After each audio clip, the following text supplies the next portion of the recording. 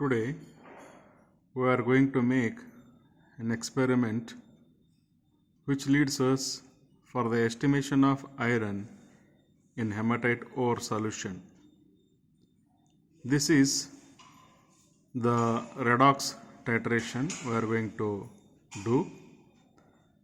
The aim of the experiment is to determine the percentage of iron in the given hematite ore solution by external indicator method. Now there is a question, why percentage of iron is to be determined in the hematite ore? In order to know the economical value of the ore, one has to go for the estimation of percentage of iron in the hematite ore. As you know, hematite ore contains about 70% of iron. The percentage of iron varies depending upon the quality of the ore, but approximately it is. To estimate iron, it should be finely divided. It should be powdered, and then it should be dissolved in a concentrated HCl to convert into corresponding chloride. Corresponding chloride means here hematite is nothing but the composition of the hematite is Fe2O3 mainly. Iron has to be converted into iron chloride. So for this it has to be treated with concentrated HCl. Then slowly the reducing agents like stannous chloride and HCl are to be used here. While using stannous chloride and HCl, the solution of stannous chloride is added excess to the solution of iron in the HCl. A few drops of mercury chloride added is to remove the excess of stannous chloride to prevent the back reaction. The amount of iron in the iron chloride solution can be estimated by titrating the iron solution against standard potassium dichromate solution. Here this is an external indicator method. Name of the indicator is potassium ferricyanide. It is used externally on the plate, which you are going to demonstrate you. Knowing the volume of the potassium dichromate consumed, the amount of iron present in the hematite ore can be estimated. The reactions you can just go through here. Fe2O3, this is hematite. This is when interacts with HCl. When it interacts means first step you remember, it has to be digested, made in the form of the powder and treated with the concentrated HCl. Then iron is converted into iron chloride. Then iron chloride, when it is treated with acidified stannous chloride, then this FeCl2 is going to be formed. This is required for us in the beginning. So stannous chloride, excess if it is added, this excess stannous chloride poses the problem in the estimation of iron. Therefore mercury chloride is added, so that mercury chloride makes stannous chloride to form stannic chloride, SnCl4 to form, and there will be the formation of mercurous chloride, Hg2Cl2, which will be appearing in the form of a silky white precipitate. Then with the help of potassium dichromate, which is acidified, we are going to estimate the amount of iron present in the hematite ore. So here FeCl2 is going to be oxidized with the potassium dichromate to form FeCl3. This conversion is checked each time with the help of external indicator. Potassium ferricyanide gives, okay, so blue color with FeCl2 when, okay, so FeCl2 is still present in the solution. When all the FeCl2 is completely converted into FeCl3, when the reaction completes, okay, so FeCl3 if it is present, then when you check the solution with the external indicator, there will not be change in the any color, okay, I mean there will not be the conversion of color to blue. That indicates the completion of the reaction. So now let us try to understand the procedure. We are going to systematically divided as part A and part B. In the part A, we are going to prepare the standard potassium dichromate solution. A known weight of the potassium dichromate is given, and that has to be transferred to a volumetric flask, 250 ml volumetric flask, and slowly by adding the water it has to be diluted up to the mark 250 ml, and by shaking it we have to make it the entire solution homogeneous one. Then part B is the estimation part. Okay, so here we need to pipette out 25 ml of ore solution into a clean conical flask. Then we have to add 1 say ml or approximately 1 ml of HCl, and then heat it to boil the solution. Third step is to hot the solution. To the hot solution, add stannous chloride drop by drop till the color, okay, turns into colorless or color disappears. Then fourth step is color of the solution thoroughly, by keeping the conical flask in water bath. We have to cool the solution thoroughly by keeping the conical flask in the water bath, or else one has to keep the conical flask bottom under the running water, and then there will be the formation of silky white precipitation. Then you have to stop that. Then place a number of drops of so we have to take the tile, ceramic tile. Over the ceramic tile we have to place a number of small drops of freshly prepared potassium ferricyanide indicator.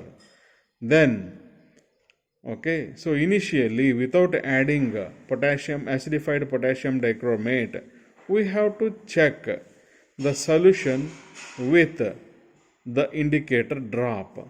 So you will be getting blue color. Then each time a known volume of potassium dichromate is added, and it has to be checked with the indicator drop until, okay, there will not be the change in the color, or until we don't get the blue color, we have to proceed. Once the blue color do not appear, that indicates we have arrived at the end of the reaction. Okay, so let us go for the demonstration part. Now Shobha madam will be demonstrating you the experiment. She just took a known weight of potassium dichromate. You observe the color, and this is now transformed into beaker. It has to be dissolved in a minimum volume of water, and then it is to be transformed into 250 ml conical flask with the help of funnel.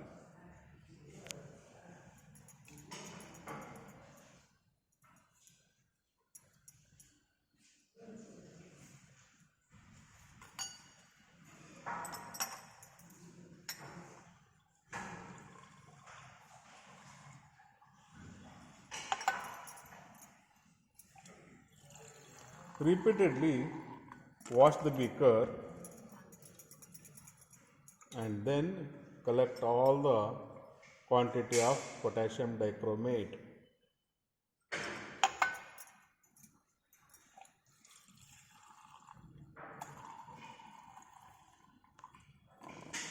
And by slowly adding the water to the volumetric flask, it is to be diluted up to the mark.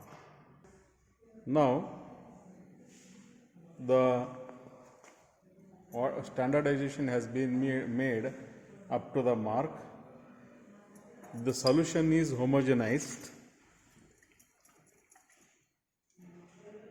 and later it is used for rinsing the burette which was already washed with the water. You have to wash the burette before doing the experiment with the water. Then using the minimum quantity of potassium dichromate, you have to rinse it very properly. And then you have to fill it with the potassium dichromate. Now burette is completely filled with potassium dichromate. It is used for the titration now. This is the hematite ore taken and which is placed in the beaker. 25 ml of the hematite ore has to be transferred into conical flask.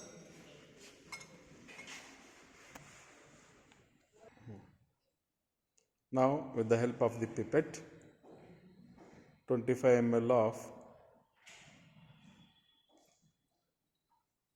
hematite ore is added to the conical flask. To this 1 ml of HCl is added and then kept for heating.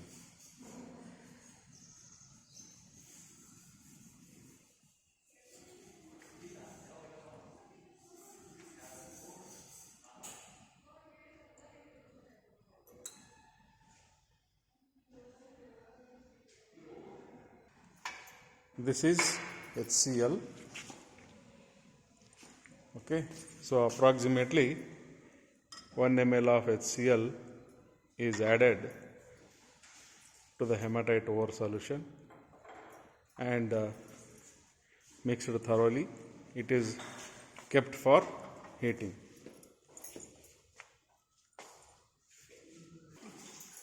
Now you are observing that the solution is getting heated and it is boiling.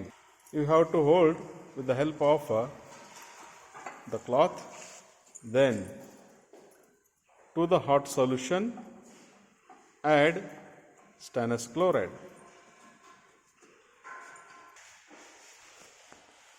ಇದ್ರಾಗ excessive ಹಾಕೋದು possibility ಭಾಳ ಇರುತ್ತೆ ರೀ madam.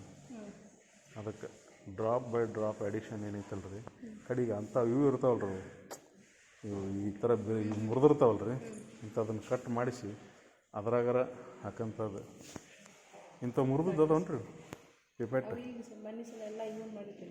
ಹೌದನ್ರಿ ಅವು photo cut ಹಾಕ್ತಾರಲ್ಲ ರೀ ಅವ್ರ ಹತ್ರ ಗ್ಲಾಸ್ ಹಾಂ ಅಂಥವ್ನು ಮಾಡಿಸಿ ಮಸ್ತ್ ಯೂಸ್ ಬರ್ತಾವೆ.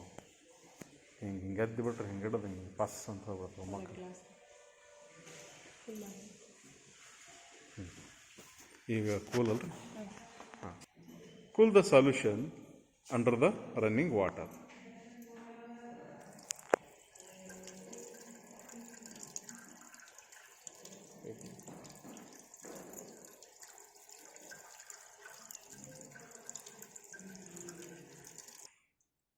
This is cooled now For this,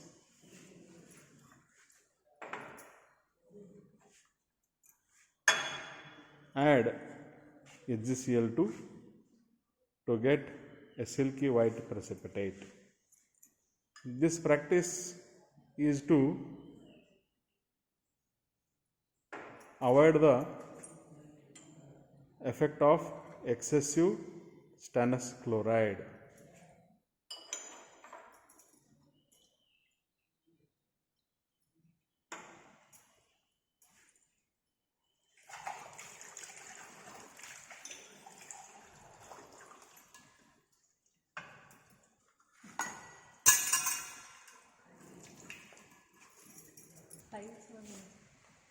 So you are observing that the silky white say color has been formed. If you get completely black colored solution instead of silky white, you have to discard such type of the solution. Now, since this method involves the external indicator method, you have to take the drops of the indicator over the tile. You please observe the skill of taking the indicator over the tile.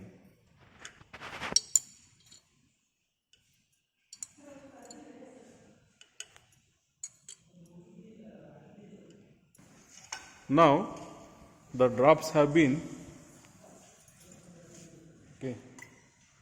placed over, the indicator drops have been placed over the tile. Now the titration will be started without adding the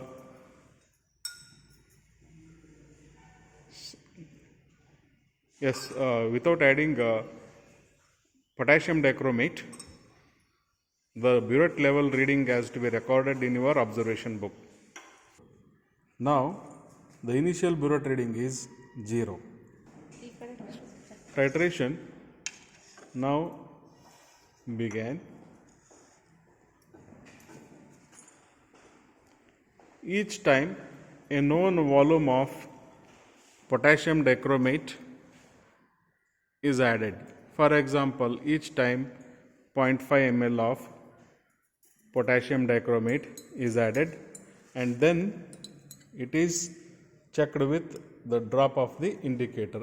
Now you have observed the color has been changed into blue color. Similarly, the titration has to be continued. Now we have proceeded until the 4.5 ml.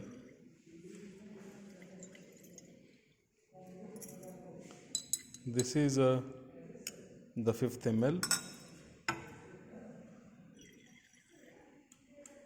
Each time we are adding 0.5 ml, and then the indicator drop is now checked with the indicator. There is no change in the indicator drop.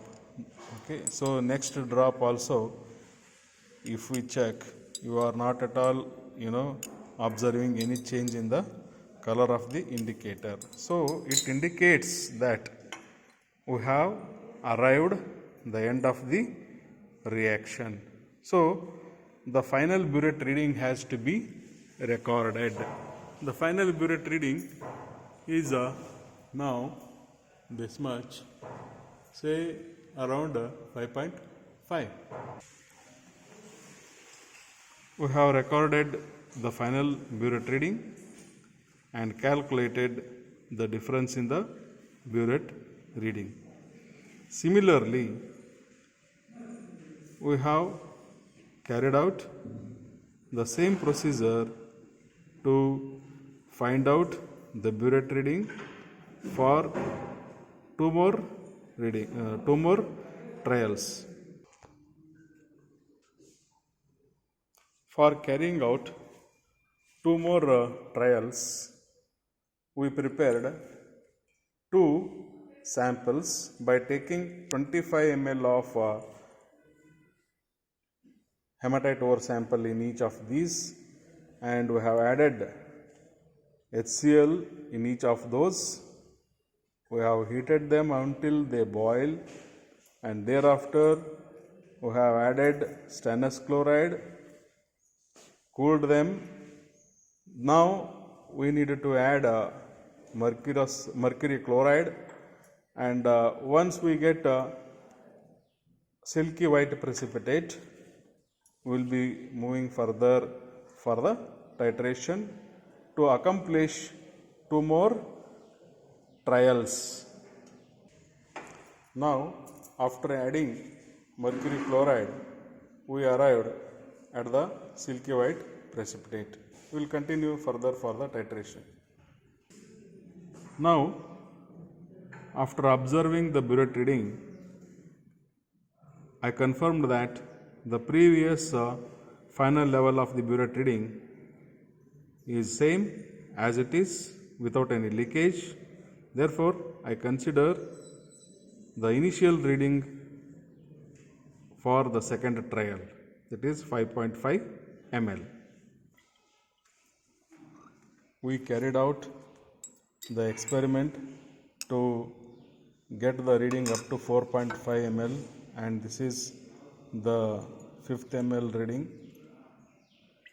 and now we have added only 0.2 ml difference to find out the probable exact end point.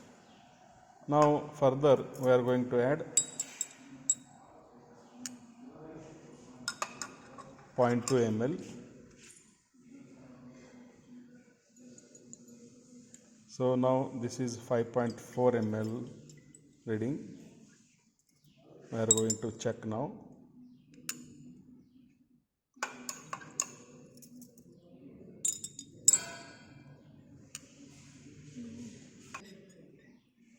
For the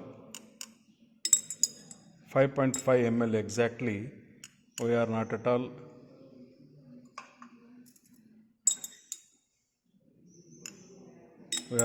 getting any change in the color.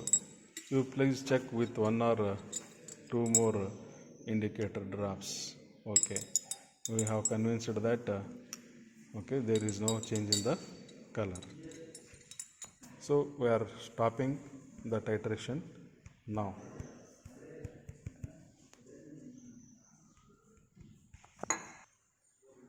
Now you are observing that the second reading which we obtained is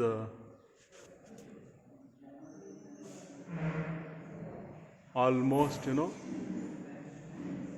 this is 11, 5.5, 5.5, so 11. We are observing, just you are recording here 11, so difference is 5 point. We are preparing for the third trial. You are observing. So these are the drops of the indicators we have taken on the plate, ceramic plate. We will begin for the next trial. Solution is ready here. So each time, once again we will begin with 5 ml only, but as we reach near the 5 ml, we will proceed by adding each time 0.1 ml to find out the exact end of the reaction. We made the trial for up to 4 ml now. This is 4.5 ml trial. This added is 5 ml.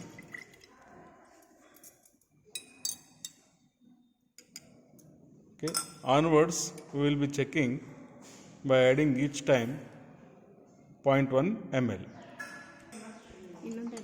You are observing that up to, okay, so 4 ml, 4.5 ml, 5 ml. Onwards, okay, 5.1, 5.2 and 5.3, and for 5.4 ml we have not at all observed any change in the color, indicating that the end of the titration has occurred at 5.4 ml. Okay, so thus by going 0.1 ml we can able to find out the exact change in the indicator color, and hence exactly at what the end of the reaction occurs, at what volume the end of the reaction occurs, we can decide. We have recorded this reading also. So the end of the titration is 16.4 ml. So now we have obtained 5.5 and 5.4 as the burette readings.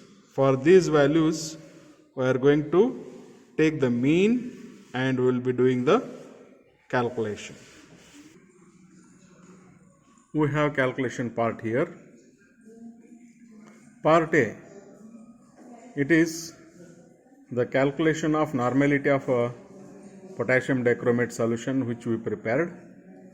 Weight of the potassium dichromate taken is 1.171 gram. Then by making use of the formula which is mentioned here, we have inserted the values and calculated the normality of potassium dichromate obtained was 0.095 normality. Then part B, here the observations were written here. In the burette we have taken standard potassium dichromate solution which we have prepared, and in the conical flask we used to take 25 ml of ore solution, 5 ml of HCl, and then we used to add in the hot solution the stannous chloride till the color disappears, and later after cooling we used to add mercury chloride. We used to get silky white precipitate. Then we used to take potassium ferricyanide, an external indicator solution, over the surface of the tile or ceramic plate, and we used to observe the end of the titration as blue color to colorless. Thus we have got the pilot reading and first trial and second trial. The mean of this is going to be, two readings is going to be 5.45, and here is the calculation part. Okay, so 1000 ml of 1 normal potassium dichromate solution, okay, is equivalent to 55.84 gram of iron, and say both side you are going to divide by 1000. Okay, so then it will be 1 ml of 1 normal potassium dichromate solution is equal to 55.84 divided by 1000 gram of iron. Likewise, if you just you don't know whether you are going to take 1 normal, we have used 0.095 normal. Therefore 1 ml of X normal potassium dichromate solution is equal to 0.05584 into X into V. V is here the burette reading, gram of iron. So both side here V ml of X normal potassium dichromate, when it is used for the titration, there must be the corresponding gram of iron should be 0.05584 into X into V. Okay, so in the 25 ml of ore solution which we use for estimation, okay, 0.05584 into X into V gram is present, and it should be converted into 1 liter. In 1 liter of the iron ore solution, how much it is iron is present. To understand this, the entire 0.05584 into x into V has to be multiplied by 40 times so that iron present in 1 liter can be understood. So we find that in 1 liter of ore solution 1.1564 gram of iron is present. So thus we are going to write the result in such a fashion that the percentage of iron in the given hematite ore solution is 35.58%. This is a poor ore.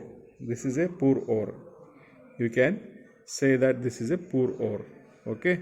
So thus the estimation of iron in hematite ore can be made. Okay. So please you too also open your journal and try to write all this information whatever it is rendered to you through this, and try to do the repetition of the calculation using the values which we just shared with you through this video, and arrive at the calculation. And practice makes man perfect. And after having practiced, after reading thoroughly the theory part, when you come to the campus, let us have the question and answer session. Before to that also, my mobile number, my email ID. Please contact through mail or mobile to clarify your doubts. Thank you. Good day.